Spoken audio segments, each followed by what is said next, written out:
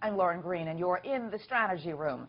European politics and world financial markets were thrown into disarray today after Britain voted to leave the European Union, and Prime Minister David Cameron announced his resignation.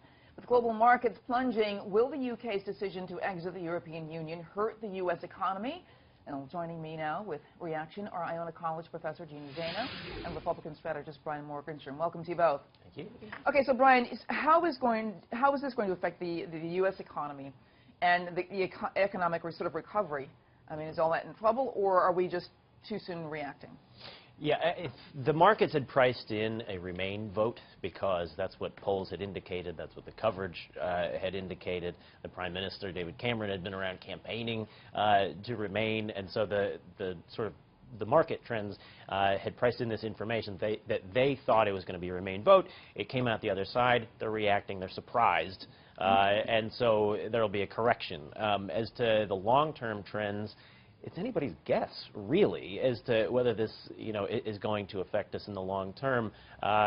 Probably not going to lead to any kind of collapse, but in both the UK and in the US, growth has not been fast. We're talking 1 or 2% for a number of years, and so to the extent that we become a little more closely tied to that, maybe not good for faster growth, but again, it's anybody's guess because nobody was really predicting this. Yeah, it's interesting because of all the economic numbers out there this morning, right after the vote. The U.S., the Dow was down about, what, 2 to 3 points. It was kind of fluctuating 2 to 3%, but here you go over to the London markets and the British pound plunged like 10%. So obviously, it's not affecting us as badly right now. But Jeannie, Hillary Clinton tweeted, she says, our first task has to be to make sure that the economic uncertainty created by these events does not hurt working families. I mean, how does Brexit affect working families? Well, I think the markets don't like uncertainty. That's what markets don't want. And so we're seeing the effects of this, shock wave that hit the world yesterday or last night when they voted to do something that, as Brian mentioned, most people were predicting they wouldn't vote to do. Right. And so I think short-term, that uncertainty is going to have an impact on the markets, a much smaller impact in the U.S. than it's going to in England, obviously, but still an impact.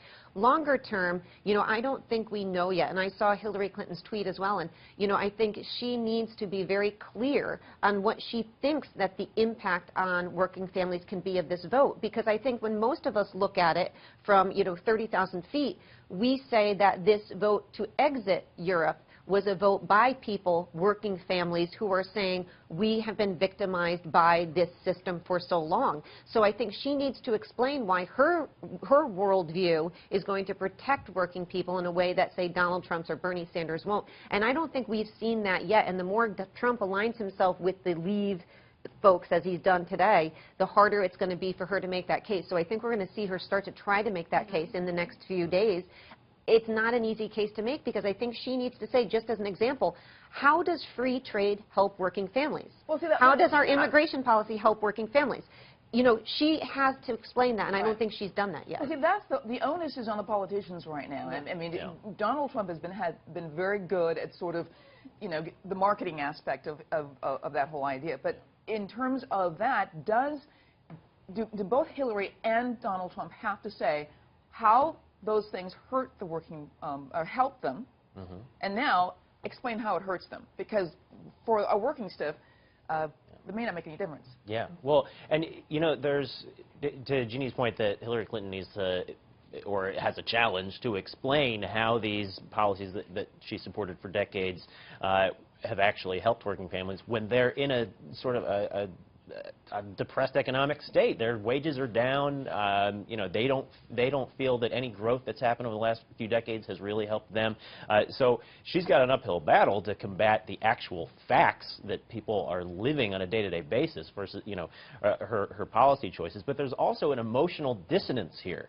She came out, another part of that tweet was saying, in the face of this uncertainty, we need calm and steady leadership. Do you think the people voting to get the heck out of the EU or the people showing up at Trump rallies want to be told to... leadership is what they had before. Yeah. Do you think they want to be told to calm down? Are you nuts? I mean, this is the most out-of-touch, sort of tone-deaf tweet she could have possibly thrown out there. And it just shows how much of a challenge she's going to have emotionally connecting with voters, and she's only got a few more months to try and do it. Okay, so how is this going to affect Hillary Clinton's campaign if she's tied to Obama's record? Now, they both wanted them to stay, but they obviously, like Brian's saying, they're out of touch.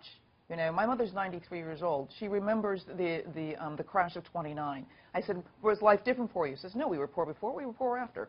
It made no difference. Absolutely. And, you know, this is where Hillary Clinton, it is going to be a challenge for her campaign, and I think the challenge doesn't only come from Trump. The challenge comes from Bernie Sanders. So I think a big question is, does Bernie Sanders step in and help her on this? Because he's the guy who has run the campaign saying the top 1% have as much wealth as the bottom 90%. That's why people are voting the way they did in England today, because of this inequality. He's got to step in and he's got to take his troops and say, look, she has the right answer to get us out of this quandary.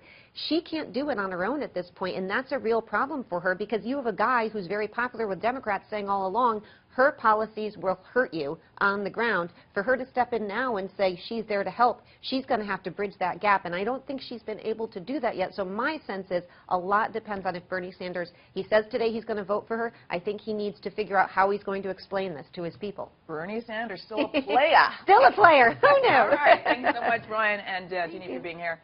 Thanks. For complete coverage on the 2016 election, go to foxnews.com. I'm Lauren Green, and thanks for watching.